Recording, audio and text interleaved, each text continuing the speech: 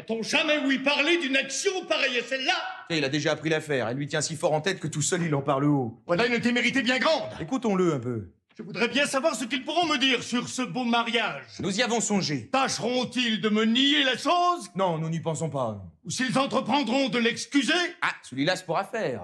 Prétendront-ils m'amuser par des contes en l'air? Bah, peut-être. Tous leurs discours seront inutiles. Nous allons voir. Ils ne m'en donneront point à garder. Ne jurons de rien. Je saurai mettre mon pendard de fils en lieu de sûreté. Nous y pourvoirons. Pour le coquin de Sylvestre, je le rouerai de coups. J'étais bien étonné s'il m'oubliait. Ah, vous voilà donc. Sage, gouverneur de famille, bon directeur de jeunes gens. Monsieur, je suis ravi de vous voir de retour. Bonjour, Scapin.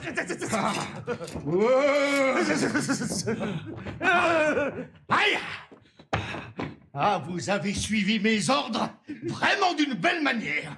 Et mon fils s'est comporté fort sagement pendant mon absence. Vous vous portez bien, est-ce que je vois? Assez bien. Tu ne dis mot, coquin. Tu ne dis mot. Votre voyage a-t-il été bon? Mon Dieu, fort bon. Laisse-moi un peu quereller en repos. Vous voulez quereller? Oui, je veux quereller. Et qui, monsieur? Ce maraud-là. Bah pourquoi? Tu n'as pas ouï parler de ce qui s'est passé dans mon absence? J'ai bien, oui, parlé de quelques petites choses. Comment? Quelques petites choses. Une action de cette nature? Vous avez quelques raisons. Une hardiesse pareille à celle-là? Cela est vrai. Un fils qui se marie sans le consentement de son père? Oui, non, mais il y a quelque chose à dire à cela. Mais je serais d'avis que vous ne fissiez point de bruit. Je ne suis pas de cet avis, moi. Et je veux faire du bruit, tout mon sou. Ah! Quoi, tu ne trouves pas que j'ai tous les sujets du monde d'être en colère? Mais si fait. J'ai d'abord été, moi, lorsque j'ai su la chose. Et je me suis intéressé pour vous jusqu'à quereller votre fils. Et demandez-lui un peu. Hein, quelle belle réprimande je lui ai fait. Et comme je l'ai, mais chapitré sur le peu de respect qu'il gardait à un père dont il devait baiser les pas.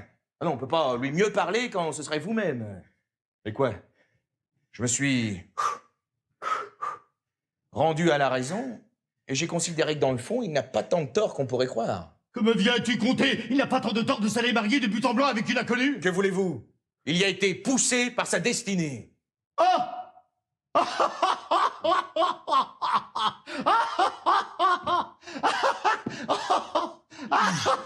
Ah, voici une raison, la plus belle du monde. On n'a plus qu'à commettre tous les crimes imaginables, tromper, voler, assassiner, et dire, pour excuse, qu'on y a été poussé par sa destinée. Non, mon Dieu, mon Dieu, mon Dieu, mon Dieu, mon Dieu, mon Dieu, mon Dieu. Vous prenez mes paroles trop en philosophe.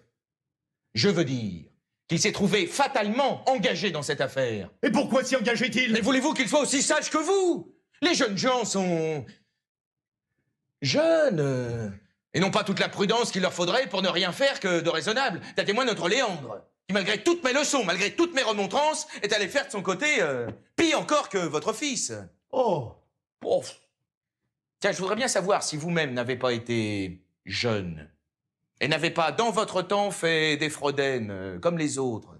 J'ai ouï dire, moi, que vous avez été autrefois un compagnon parmi les femmes, que vous faisiez de votre drôle avec les plus galantes de ce temps-là, et que vous n'en approchiez point que vous ne poussassiez à bout.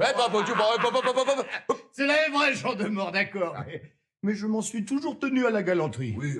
Et je n'ai point été jusqu'à faire ce qu'il a fait. Que vouliez-vous qu'il fît? Il voit une jeune personne qui lui veut du bien, car il tient cela de vous, d'être aimé de toutes les femmes.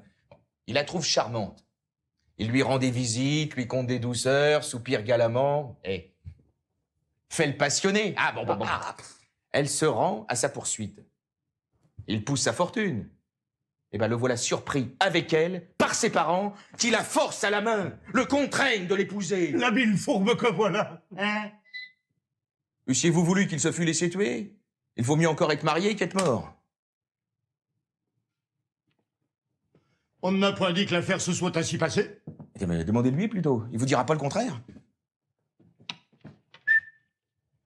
C'est par force qu'il a été marié? Oui, monsieur. Ah, voudrais-je vous mentir? Mais il devait donc aller tout aussitôt protester de violence chez un notaire. Oui, c'est ce qu'il n'a pas voulu faire. Oh, cela m'aurait donné plus de facilité à rompre ce mariage. Rompre ce mariage? Oui! Vous ne romprez point! Je ne romprai point? Non.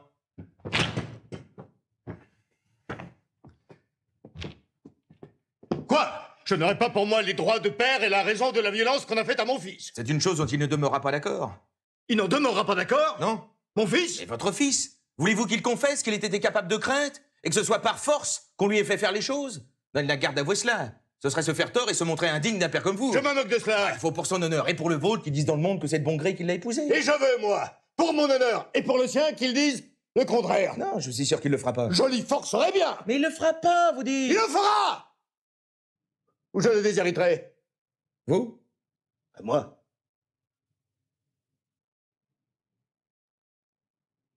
Bon.